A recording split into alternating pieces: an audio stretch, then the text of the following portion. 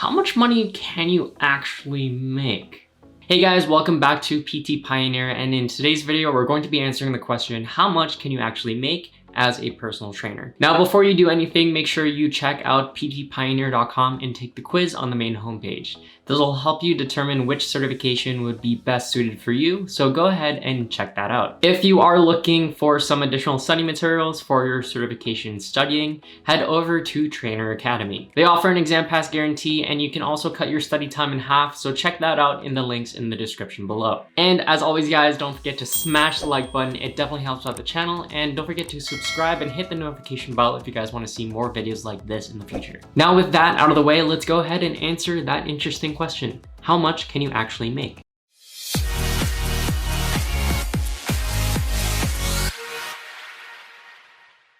A common question that people normally ask when they first start out in the fitness industry is, how much can you actually make as a personal trainer in a year? To answer that question, you first need to understand what are the three main areas where you can earn a living as a personal trainer. First, you need to understand these three places where personal trainers work and how much you can actually earn from each of those different locations. First off, let's start off with a commercial gym salary. In this situation, you would normally operate as an employee of the gym and normally work the floors when you are not personal training. The gym will typically incentivize your performance based off of the traffic that you generate. If you have some decent sales skills, you should be able to generate a decent amount of income through commission. This means that these gyms are operating on a commission-based model and normally compensates you based off of how many programs or memberships that you sell. In this scenario, this is also the most stable out of the three, as it hires you as a W-2 employee and you get all of the related benefits. The main downside of this is that this offers the lowest earning potential out of the three scenarios. More often than not, many personal trainers will earn more as individual personal trainers. And with that, let's consider what it's like as an independent trainer with an independent trainer salary. In this scenario, you have the freedom to work and train your clients in a very flexible schedule. This does mean that you are operating as a self-employed individual and operating your own business. The main benefit in this situation is having the independence from any major corporate overhead,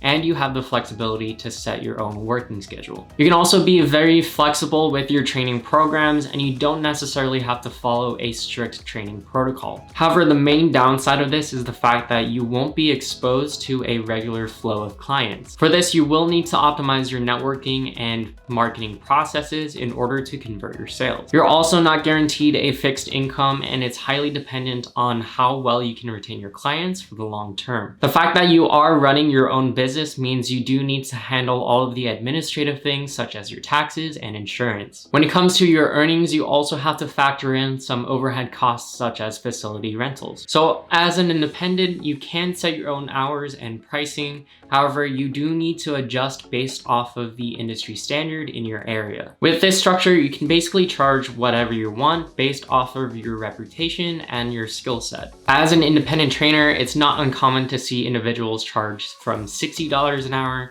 to up to $100 an hour for each client. Now, the last structure is the 1099 personal trainer contract structure. In this scenario, it's almost like a hybrid between the corporate gym and independent trainer. In this scenario, you're working as a private contractor, partnering with a gym in order to service your client. This gives you some of the flexibility and freedom as an independent trainer, while also ensuring some of that security as an employee. This system normally works by splitting your earnings with the gym based off of a set percentage. Typically in this scenario, personal trainers and the gym will split the payments from the clients around 50-50. So say for example, if you are charging a client $70 per hour, you would take $35 and the rest of that payment would go over to the gym. Now, another additional area that you can factor in is a private personal trainer salary. Private personal training is having the ability to set up your business operation with full self-reliability. Private personal training means you can set up a fitness business with complete autonomy and self-reliance. All the necessary infrastructure is out of the picture, such as rent, and you can completely set up your own system. With this, you have the freedom to decide every aspect of your operation, with having all of the other general aspects such as rent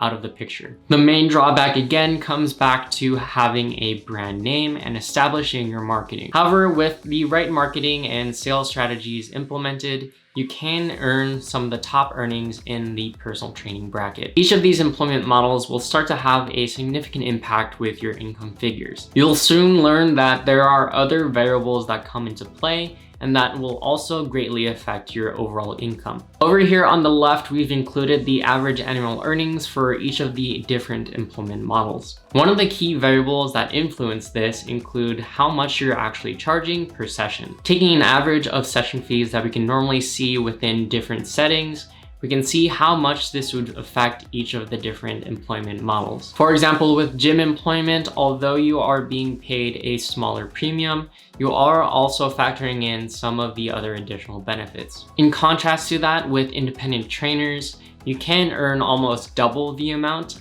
but the rest of that will normally go towards rent or commission. Another factor to all of this includes time and the number of hours that you're working each week. One thing to note with gyms and private trainers is that with private training, they do have the freedom to select their own schedule, while the gym trainers will have to work with a specific roster. Independent trainers are most likely to work extra hours to make up for the lost profit from having to pay rent or commission. So with all of the numbers that we showed, it looks like private personal training is the best strategy to go for. Now, the main reason why people don't normally set up their business as a private personal trainer in the beginning is that it takes a lot of work in the initial phases. You also need to consider the fact that you might not have access to top-tier equipment from what you can get at a gym, and you might need to set up that equipment yourself. Now, you might be thinking, how can I get started with private personal training without having some of that costly overhead with setting up your own equipment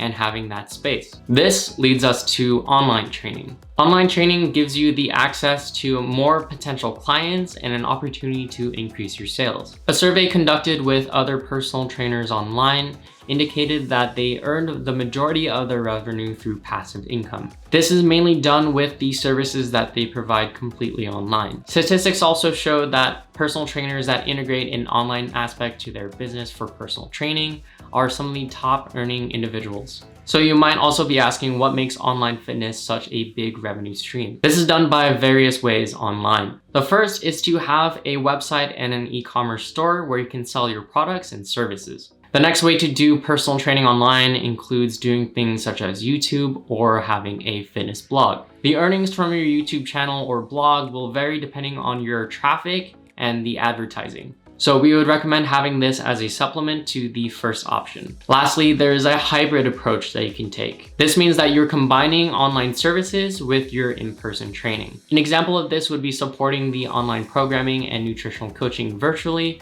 while you are helping coach them through the workouts in person. Sometimes you can do things such as a build consultation, a one-off customized program, or you can charge for an ongoing or reoccurring service. Billing would start off with having a virtual call either through Zoom or Google Meet, in which you will help consult a client on specific training needs. Most personal trainers will bill per hour, and the rate that you will normally charge will be similar to what you would charge in person. Typically, this will range somewhere between $40 to $50 an hour. Again, how much you charge per hour varies depending on the number of clients as well as your reputation. The average well-established personal trainer will normally have around 9 consultation calls per week. With calls running up to $50 per hour, you can normally expect to earn around $23,000 per year based off of consultation calls alone. A one-off customized plan will normally entail something like a 6, 9, or 12-week nutritional or fitness plan. After an initial consultation and data gathering, the personal trainer would then create a health and fitness program based off of the individual needs. Beyond creating this program, the personal trainer would have no guarantee of future business with this specific client. Of course, there are many ways on stimulating repeat business and customer loyalty, but typically in this scenario, we would consider this a once-off deal. The average for such customized programs will run somewhere between $200 to $500 depending on the client. The average number of customized programs that will be sold will normally range between 5 to 7 per week. This brings up an annual total of roughly around $109,000. Most customers prefer to have a long-term retention of an online personal trainer service. This is mainly due to the fact that they would need some support with adhering to the program and having some level of accountability. In such cases, the personal trainer would have a monthly fee that is renewed each month. In these instances, personal trainers can expect to earn up to $500 a month,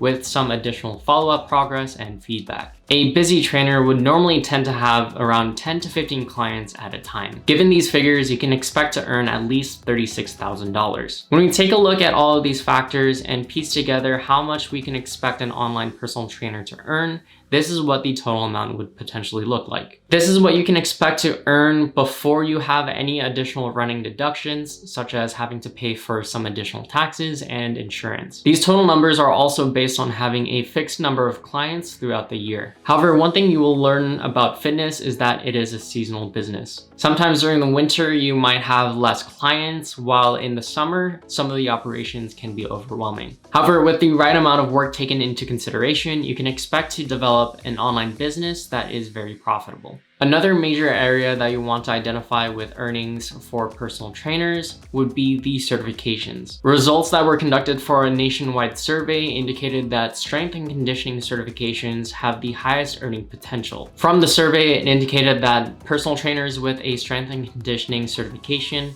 earned a whopping 42% more than other certifications. A strength and conditioning coach or trainer is very valuable in the sports industry. With billions of dollars being pumped into school and professional programs, you can expect there to be a high demand. With these skills and experience helping professional and amateur athletes, this is easily transferable over to personal training. Following this, the general personal training certification can earn up to 30% more than an individual that does not have a certificate or certification. These professionals will commonly work with high school students or individuals that are overweight or obese. Individuals with a general personal training certification will work with a wide variety of clients. Following this is the sports and fitness nutrition certifications. Many individuals require some of this knowledge, ranging from the sports performance industry as well as private individuals. Following this is the group fitness certification. Those with this certification can expect to earn up to 32% more than individuals without a certification. Gyms typically try to integrate group fitness activities and need individuals that can help lead those specific activities. Whether it's yoga, Zumba, or calisthenics training,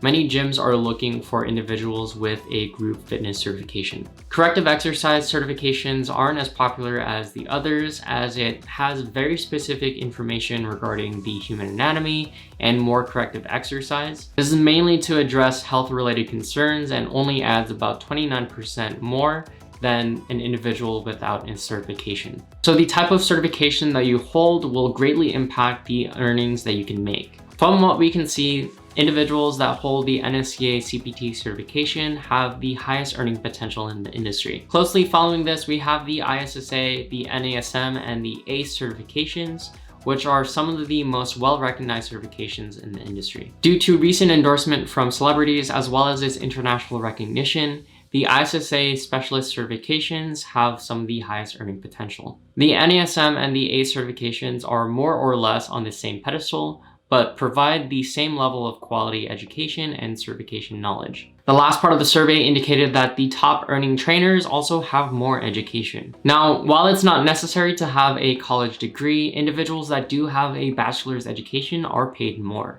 Having a postgraduate degree can also boost your earning potential even higher. The study results show that 32% of the top earning trainers have a postgraduate degree. Up to 28% of the top trainers that earn over 6 figures a year have a bachelor's degree. So overall, it does show that individuals that do have more education and more schooling can have a higher earning potential. So that's all the information from our side, and hopefully that gives you a better understanding of how much you can earn as a personal trainer. If you want to see personal training salaries by gym or state, check out the links to the main article in the description below. In the article, we also mentioned marketing tactics, how much a personal trainer can earn overall, and what are some of the recommendations to earn more. If you are still deciding on a certification, head over to PTPioneer.com and take the quiz on the main homepage. If you want some additional study materials, be sure to check out Trainer Academy. All of the links are going to be down in the description below. As always, guys, don't forget to smash the like button and subscribe and hit that notification bell if you guys want to stay updated with more videos in the future. That's it for this video, guys. Thank you guys so much for watching. Good luck studying, and we'll see you guys in the next video.